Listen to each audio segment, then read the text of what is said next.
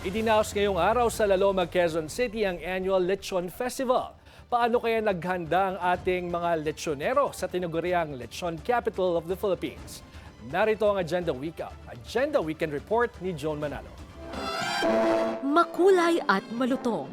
Ganito kung ilarawan ang selebrasyon ng Laloma Lechon Festival dito sa Laloma, Quezon City, kung saan nagtitipon-tipon ang mga lokal at dayuhang turista para sa taunang pagdiriwang ng kapistahan ng Nuestra Señora de Salvacion de la Loma. Muling nabuhay ang kulay at musika sa mga kalsada ng La Loma dahil sa parada ng mga nakabihis na lechon at makukulay na float. At bawat lechonero sa lugar may kanya-kanyang pakulo para makisaya sa selebrasyon.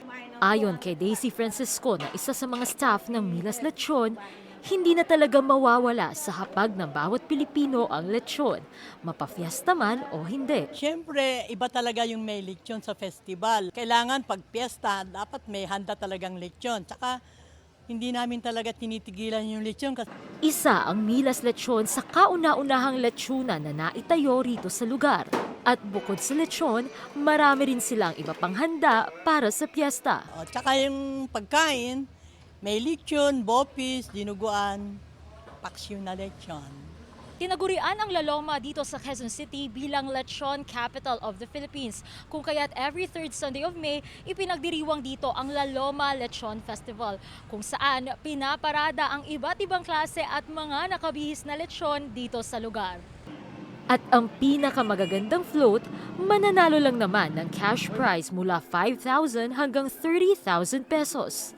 Bukod pa rito, isa nga sa mga pinaka-inaabangan ng mga bisita, ang Boodle Fight, kung saan matitikman na nila ang malutong at masarap na lechon ng La Loma. Crisping lechon.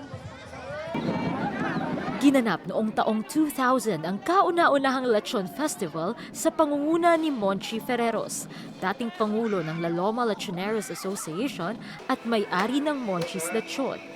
Sa ilalim ng kanyang pamumuno, nasimulan ang parada ng mga lechon, kung kaya't dito rin sa La Loma, matatagpuan ang ilan sa mga pinakasikat na pangalan sa industriya, tulad ng Milas Lechon, Pingping's Lechon at Monchi's Lechon.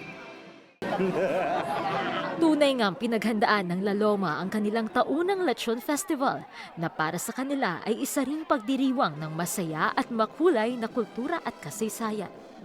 Para sa Agenda, Joan Manalo, Billionario News Channel.